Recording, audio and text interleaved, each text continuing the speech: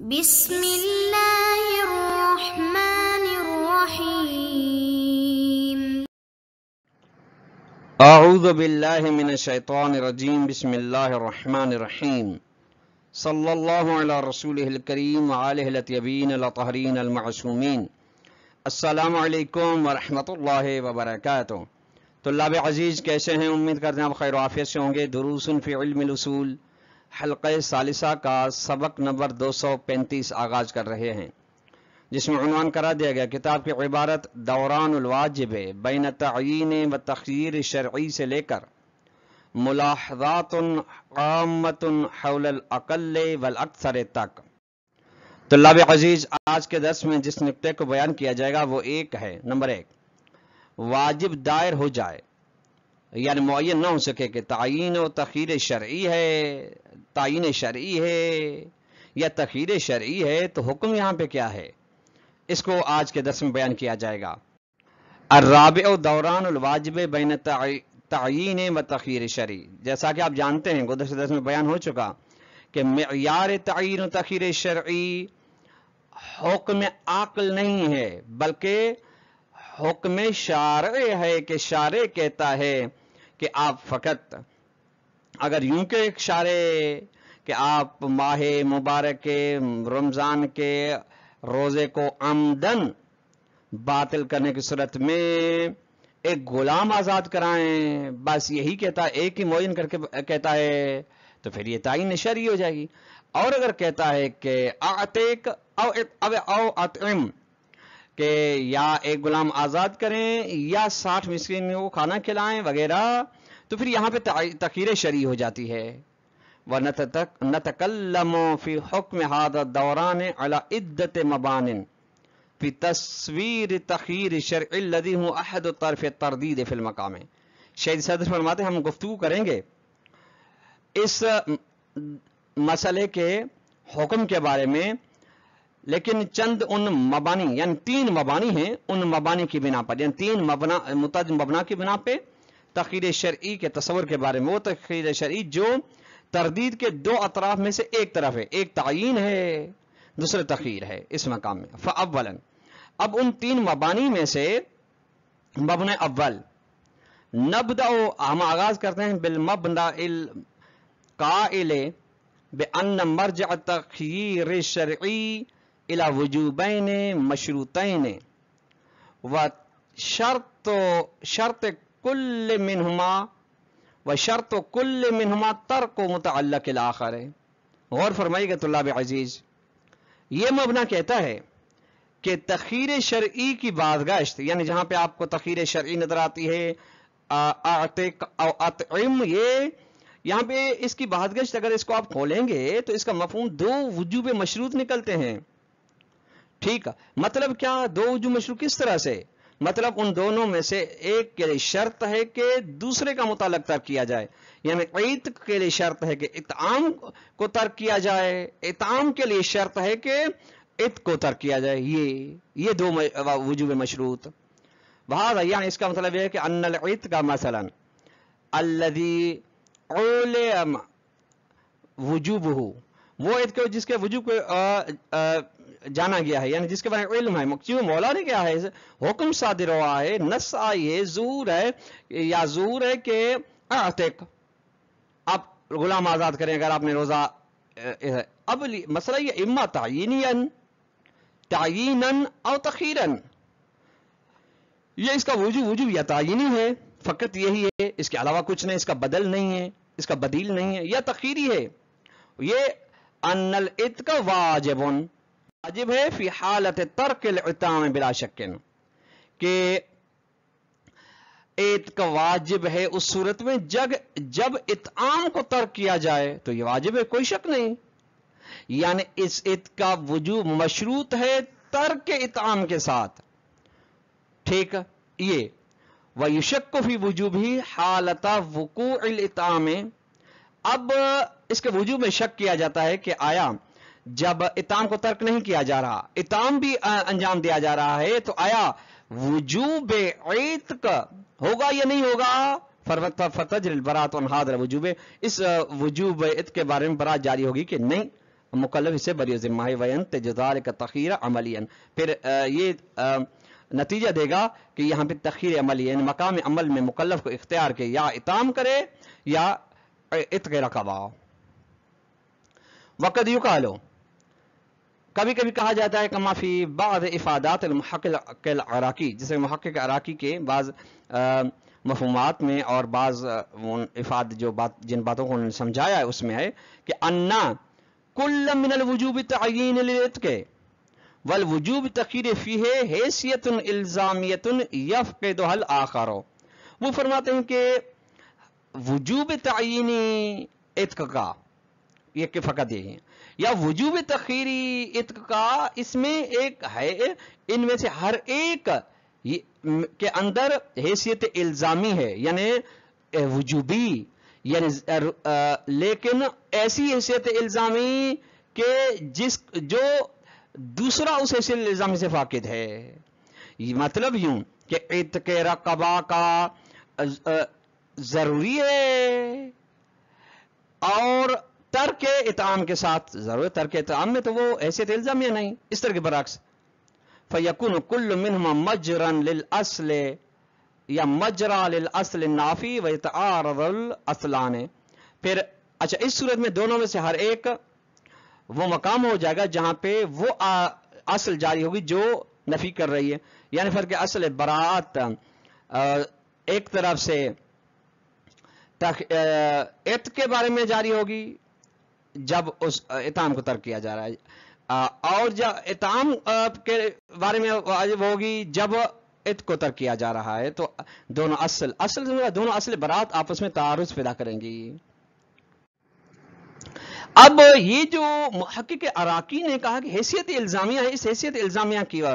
یعنی حیثیت الزامیہ کے دو طرف ہے، ایک وجوب تعینی میں حیثیت الزامیہ، دوسرے نمبر پہ حیثیت الزامیہ وجوب تخیری میں کس طرح سے ہے؟ اما الحیثیت الالزامیہ فی الوجوب التعین للعتق التي یجری الاصل النافی للتأمین عنها، وہ حیثیت الزامیہ جو وجوب تعینی میں ہے، کس کا وجوب تعین؟ عتق کا، یعنی عتق کو انجام دینا ضروری ہے افطار ماہ مبارک کے روزے میں۔ التی، وہ حیثیت الزامہ جو جاری یجری الاصل، وہ حیثیت الزامہ جو اصل کو جاری کرتے، کون سی اصل؟ جو نفی کرتی ہے اس حیثیت الزامہ سے تعمین کے بارے میں، تو فاہیہ یہ حیثیت الزامیہ الالزام بالعتق حتی ممن اطعما، یہ بتلاتی ہے کہ عتق آپ پر ضروری ہے حتیٰ اس آدمی سے بھی ضروری جو اطعام کر رہا ہے، چونکہ عتق تعین ہو گیا، اگر وہ اطعام کر بھی رہا ہے تب بھی اس کو چونکہ عتق تعین ہے اس لیے اطعام انجام دینا ضروری ہے۔ وہی حیثیت لا یشتمل علیہ الوجوب التخیری، اور یہ حیثیت الزامیہ یہاں پہ اس مقام پہ وجوب تعین میں ایسی حیثیت ہے جس کے وجوب تخیری ہے ہی نہیں۔ دوسرا مرحلہ اس حیثیت الزامیہ کا، وَأَمَّا الْحَیثیَّةُ الْإِلْزَامِيَّةُ فِي الْوُجُوبِ تَخْیِیرِیَّ لِلْعِتْقِ أَوِ الْإِطْعَامِ، اب رہتی ہے کہ ضروری ہے لیکن اختیار ہے، یعنی حیثیت الزامیہ وجوب تخیری میں ہے لیکن اختیار ہے کہ وجوب تخیری عتق کے لیے ہو، یعنی اعتق یا او اطعم، التی وہ حیثیت الزامیہ یجری الاصل النافی للوجوب التخیری تأمینا عنہا، وہ جو جاری کرتے اصل کو، جو اصل نفی کرتے وجوب تخیری کی اس حیثیت الزامیہ کو برقرار رکھتے ہوئے، تو فاہیہ یہ حیثیت الزامیہ تحریم ضم ترک الاطعام الی ترک العتق، یہ ہے کہ حرام ہے کہ آپ ترک اطعام کو ضمیمہ کریں ترک عتق کے ساتھ، یہ حرام ہو جائے گا۔ اس چونکہ ہاتھ ضم، چونکہ اگر آپ ترک اطعام کو ضمیمہ کر رہے ہیں ترک عتق کے ساتھ تتحقق المخالفت، و مخالفت قطعیہ لازم آئے گی۔ وہی حیثیت لا یشتمل علیہ الوجوب التعین للعتق، اور یہ وہ حیثیت ہے جس پر عتق کا وجوب تعینی مشتمل نہیں، اذ چونکہ علی الوجوب تعینی، چونکہ اگر آپ عتق کو وجوب تعینی فرض کرتے ہیں تو تکون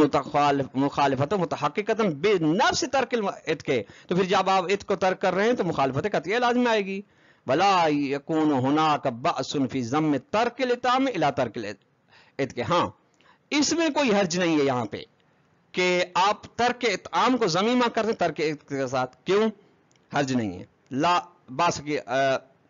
علت، لأنه من ضم ترك المباح إلى ترك الواجب فالبراءة عن وجوب العتق ممن أتم معارضة بالبراءة عن حرمة ترك الإطعام ممن ترك العتق. چونکہ ترک مباح کو ذمیمہ کرنا سے آپ جب کر رہے ہیں، چونکہ یہ چیز ہے کہ آپ ترک مباح کو ذمیمہ کریں ترک واجب کے ساتھ، تو برات وجوب عتق کے بارے میں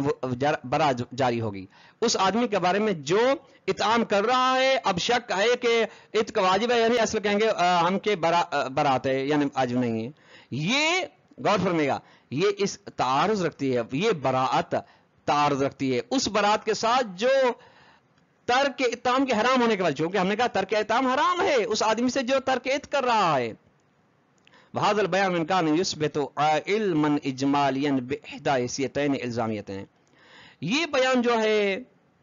یہ اگرچہ ثابت کرتا ہے کہ علم اجمالی دونوں حیثیت الزامیہ میں سے کسی ایک کے بارے میں، یا حیثیت الزامیہ در وجوب تخیری یا حیثیت الزامیہ در وجوب تعینی، ولكن هذا العلم غیر منجز. لیکن یہ علم اجمالی منجز نہیں ہے، بل منحل حکما لجریان البراءۃ الاولى وعدم معارضتها بالبراءۃ الثانیہ. چونکہ یہ بلکہ یہ علم منحل ہو جاتا ہے، انحلال حکمی لازم آتا ہے حقیقی نہیں، کیونکہ براءۃ اولا یعنی پہلے مسئلے میں اس میں حیثیت الزام میں برات جاری ہوتی ہے، اور اس برات کے جاری ہونا ٹکراؤ نہیں رکھتا، تعارض نہیں رکھتا برات ثانیہ کے ساتھ. کیوں؟ لأن فرض جریانہ فرض کرتے ہیں کہ آپ برات کو جاری کر رہے ہیں تو یہ فرض وقوع المخالفت القطعیت ہے. آپ اگر وجوب عتق کے بارے میں برات جاری کر رہے ہیں اور وجوب اطعام کے بارے میں برات جاری کر رہے ہیں تو یہ مخالفت قطعیہ واقع ہو رہی ہے جو کہ حرام ہے. اچھا کیوں حرام ہے؟ چونکہ آپ کو قطع ہے کہ ہمارے اوپر یہ تکلیف ہے، لیکن یہ موجود نہیں کہ اطعام ہے یا عتق ہے. ولا يعقل التعمین مع المخالفت القطعیت. اور یہ تصور نہیں کیا جا سکتا کہ آپ مخالفت قطعیہ کے ساتھ آپ عذاب سے امنیت میں ہوں، بخلاف فرض جریان برات اللہ. ہاں بلکہ اس صورت کے جہاں پہ پہلی آپ برات اولا کو جاری کرتے ہیں تو فإنه فرض المخالفت الاحتمالیہ، تو وہاں پہ مخالفت احتمالیہ فرض کی جا رہی ہے. اور مخالفت احتمالیہ کے بارے میں آپ جانتے ہیں کہ اس میں اختلاف ہے کہ آیا اس کی مخالفت ہو سکتی ہے یا نہیں. بس ثانیاً دوسرا مبنی کیا ہے؟ ناخذ المبنى القائل بأن مرجع تخیر شرعی الى تخیر العقلی. اب یہ دوسرا مبنی جو کہتا ہے کہ وہ کہتا ہے تخیر عقلی اور تخیر شرعی کا مفہوم ایک ہے. وہ کہتا ہے جو حکم آپ بیان کر کے آئے ہیں تخیر عقلی میں وہی ادھر بھی بیان ہوگا. وہ کیا تھا وہاں پہ؟ یعنی جامع کے ساتھ تعلق ہے، اور جامع ایک مفہوم انتزاعی یہاں پہ بھی اس طریقے سے ہے کہ مبنا کے ہم عکس کریں گے اس مبنا کو جو کہتا ہے کہ تخیر شرعی کی بازگشت ہے تخیر عقلی کی جانب، والحکم حینئذ هو الحکم فی المسألۃ السابقۃ ہے. اور اس کا حکم اس صورت میں وہی حکم ہے جو تخیر عقلی میں تھا. فیما المقر اذا دار الواجب بین اکرام زید مطلقا و اطعام خاصۃ. وہاں پہ جب مسئلہ دائر تھا، جب مسئلہ چل رہا تھا کہ واجب میرے اوپر زید کے ہر قسم کا احترام واجب ہے یا فقط احترام کے مصادیق میں سے، اکرام کے مصادیق میں سے فقط کھانا کھلانا زید کو ضروری ہے. وثالثا نمبر 3 اور آخری مبنا ناخذ المبنى القائل بأن مرجع الوجوب تخیری الى وجود غرضین لزومین للمولا. ہم عکس کرتے ہیں اس مبنا کو جو کہتا ہے کہ وجوب تخیری کی بازگشت ہے دو غرض کے ہونے کی جانب. البتہ دو غرض لزومی ہیں مولا کے، دونوں غرض. دیکھیں تو جو ایک طرف سے وہ عتق ہے دوسرے اطعام ہے، لیکن انہما متضامنان فی مقام تحصیل ہے. ہاں مولا دونوں مولا کی غرض میں دخالت رکھتے ہیں، لیکن مقام عمل میں مکلف ان میں سے دونوں کو انجام نہیں دے سکتا، فقط ایک کو انجام دے سکتا ہے. بے معنی مطلب کہ ان استیفاء احدہما، یعنی ان دونوں میں سے اگر مکلف ایک کو انجام دیتا ہے تو یہ عجز المکلف عن استیفاء الاخر، مکلف دوسرے کو انجام نہیں دے سکے گا. ومن ہنا یہیں سے یحکم بوجوب کل من الفعلین مشروطا بترک الاخر. یہ حکم لگایا گیا ہے کہ دونوں میں سے، دونوں فعل میں سے ہر ایک کا واجب ہونا کے لیے شرط یہ کی گئی ہے کہ دوسرا نہ ہو، دوسرے کو ترک کیا جائے، بل حکم ہونا اصالت الاشتغال، یہاں میں اصالت ورا جاری نہیں ہوگی وہاں، یا بلکہ اصالت الاشتغال ہوگی، یعنی شک ہوگا کہ یہ جو من انجام باقی کے بارے میں کیا ہے کہ میرا اس کے بارے میں ذمہ مشغول ہے یا نہیں، اصل ہے کہ مشغول ذمہ ہے آپ، لأن مرجع الشك في وجوب العتق تعيينا او تخييرا حينئذ لا شك في ان الاتهام هل يعجز عن استيفاء الغرض اللزوم من العتق، چونکہ وہ شک جو وجوب عتق کے بارے میں کیا جائے کہ عتق تو ضروری ہے جانتے ہیں ہم، آیا عتق کا وجوب ہے میرے وہ تعینی فقط یہی ہے یا اس کے علاوہ اتہام وغیرہ بھی تخیری ہے، تو یہ شک، یہ اس شک کی بات گشت ہو رہی ہے اس شک کی جانب جو یہ شک کیا جا رہا کہ اتہام کے بارے میں شک کیا جا رہا تھا کہ آیا یعجز عن استیفاء الغرض اللزوم من العتق، کہ آیا مکلف جب انجام دے رہا ہے عتق کو تو اچھا عتق کو انجام دے دیا، رہتا ہے ترک جو کیا اتہام کو، اتہام ہے یا نہیں میرے اوپر، اس کے جانب باز گشت ہوتی ہے، فیکون من شک فی القدرت التي تجری فی اصالت الاشتغال۔ اب یہاں پہ مسئلہ آتا ہے کہ اب مکلف کی قدرت کے بارے میں شک ہوتا ہے، ٹھیک، وہ قدرت جس کے بارے میں اصل اشتغال ہوتی ہے، ٹھیک ہے، معنی آ گیا، لیکن جیسے ہی آپ کو قدرت حاصل ہوگی آپ اس کو انجام دیں گے۔ تو اللہ کرام، آج کا درس اپنے اختتام کو پہنچا۔ السلام علیکم ورحمۃ اللہ وبرکاتہ۔